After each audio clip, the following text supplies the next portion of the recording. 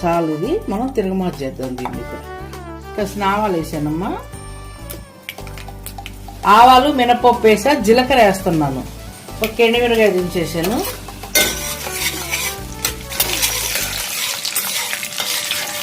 ఎల్లిపాయ కచ్చాపిచ్చిగా దంచాను చిన్న రోట్లో వేస్తున్నాం. ఇప్పుడు అందులో పోస్తున్నాం. ఇక నేను ఇప్పుడు ఇంగు వేస్తున్నా ఆయిల్లో కొంచెం.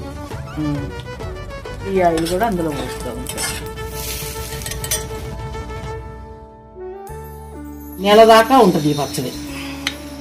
20 రోజులకి, నెల రోజులకి కావాలంటే ఊరగాయ పచ్చడి, దోసకాయ, చిన్న చిన్న బుడంకాయలు ఇలా కలుపుకుంటే చాలా చాలా టేస్టీగా ఉంటుంది. రెడీనా పచ్చడి? పచ్చడి రెడీ, అయిపోయింది. Please subscribe.